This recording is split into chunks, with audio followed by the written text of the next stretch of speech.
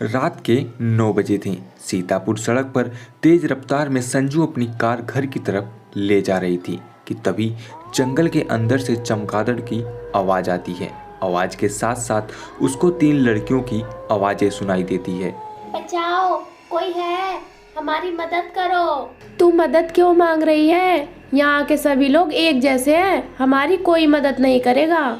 नहीं नहीं बहन, कोई तो हमारी मदद करेगा। अरे किसकी आवाज आ रही है? आखिर कौन मदद की गुहार लगा रहा है? संजू बिना कुछ सोचे समझे जंगल के अंदर चली जाती है कि तभी उसको वहाँ कुत्ते की रोने की आवाज आती है। थोड़ी ही दूर चलने पर उसको 3 कुएं नजर आते हैं। उस कुएं में से आवाज आती देख संजू खुद से बोलती है, ये आवाज तो इस कुएं से आ रही है। क्या मुझे इस कुएं में झांक कर देखना चाहिए?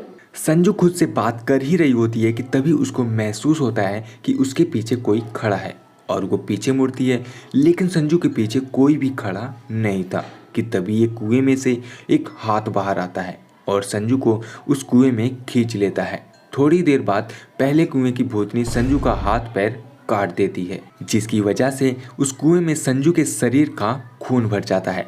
खून भरने के बाद दूसरे कुएं से एक हाथ निकलता है और संजू के शरीर को अपने कुएं में खींच लेता है। दूसरे कुएं की भूतनी संजू के शरीर से उसकी हड्डियों को निकाल लेती है। उसके बाद तीसरी कुएं में से तीसरी भूतनी का हाथ निकलता है और संजू की मांसपेशियां और कटे हुए सिर को उठाकर अपने कुएं में खींच लेती है। इस तरह से संजू की भयानक मौत हो जाती है। उसकी मौत की ये खबर पूरे गांव में फैल जाती है और देखते ही देखते आए दिन गांव में लाशें बिछने लगती हैं।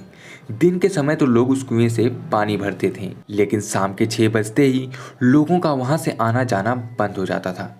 एक रात की बात है, चमन के घर में पानी खत्म हो जाता है और आधी रात उसको प्यास लग जाती है। जब वो पानी के लिए अपने मटके के पास जाता है, वो देखता है कि उसके मटके में पानी नहीं है। हे भगवान, ये क्या हुआ? हमारे मटके का पानी अभी ये खत्म होना था क्या? अब तो हमका उस कुएं के पास जाए का ही पड़ी। चमन अपना मटका उठाता है और उस कुएं के पास चला जाता है। जैसे ही वह कुएं से पानी भरता है कि तभी उसके मटके में पानी की जगह खून आता है और चमन को देखते ही वो तीनों भूतनियाँ बाहर निकल आती हैं और हंसने लगती हैं। जैसे ही वह भूतनियाँ बाहर निकलती हैं, वैसे ही वहाँ पर कुत्ते के रोने की आवाज़ें आने लगती है। ये देखकर चमन बहुत ही डर जाता है और डर के भागने लगता है। उसको भागता हुआ देख चुड़ैल चमन को भी एक भयानक मौत मार देती है। चुड़ैल का आतंक इतना बढ़ जाता है कि एक दिन गांव का मुखिया अपने गांव वालों से बोलता है, सभी गांव वाले, हमको तुमसे एगो बात करे का है। हाँ हाँ मुखिया जी, बोलो क्या बात है। चुड़ैल का आतंक तो बढ़ता ही जा रहा है, हमका चुड़ैल का कुछ करे का पड़ी। अरे मुखिया जी, पर हम इस चुड़ैल से कैसे मुक्ति पाएंगे? कैसे लड़ेंगे? वो तो भूत है और हम एक मामूली इंसान। वो तो इस चुड़ैल से बात करने के बाद ही पता चलेगा। हे बोला, हम सब चुड़ैल से बात करेंगे और तू पीछे से पंडित को लेकर आना, ठीक है? जी मुखिया जी। कुछ घंटे बाद रात हो जाती है और सभी गांव वाले मुखिया के साथ उन 3 भूतिया कुएं के पास पहुंच जाते हैं कि तभी इंसानों की खुशबू सूंघकर तीनों भूतनियां कुएं से बाहर आ जाती हैं और एक बार फिर से कुत्ते और लोमड़ियों की रोने की आवाज़ें आने लगती है। उन तीनों भूतनियां को देखकर मुखिया उनसे पूछता है, अरे भाई, तुम हम सबको क्यों मार रही हो? तुम ये मौत का खेल खेलना कब बंद करोगी? सच बताओ, वरना हम तुम्हें मार देंगे।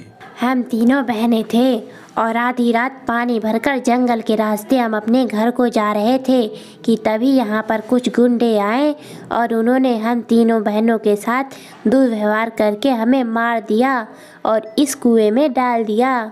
बड़ी दीदी को तो काटकर पहले कुएं में डाल दिया, उस कुएं में खून ही खून था, मुझे कुएं में दफना दिया और मेरी छोटी बहन की गर्दन उसके धड़ से अलग करके इस कुएं में डाल दिया। हम तीनों बहनों ने तो अपना शरीर छोड़ दिया, लेकिन हम तीनों की आत्मा भटकने लगी और तब से जो भी रात के समय इधर आता, हम उन्हें नहीं छोड़ते। तुम्हारे साथ बहुत ही गलत हुआ है, लेकिन हम मासूम गांव वालों की इसमें कोई भी गलती नहीं है, तो तुम हम लोगों को छोड़ दो, जाने दो, तुम अपनी दुनिया में चली जाओ और हमें हमारी दुनिया में शांति से रहने दो। नहीं, हम इस गांव को और कुएं को छोड़कर नहीं जाएंगे। मुखिया उन तीनों से बात कर ही रहा होता है कि तभी पीछे से भोला एक पंडित को लेकर आ जाता है। पंडित को देखकर तीनों भूतनियां हंसते हुए बोलती हैं, खूनी बहन, देखो तो ये आदमी पंडित को लेकर आया है। कंकाल बहन, तुम चिंता मत करो, हम इस पंडित को नहीं छोड़ेंगे। इसका कंकाल तुम रख लेना, इसका खून मैं रख लूंगी और इसके शरीर का मांस बड़ी बहन रख लेगी।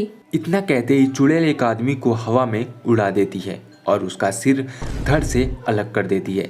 जैसे ही उस आदमी की मौत होती है, भूतनी आदमी को खाने लगती है।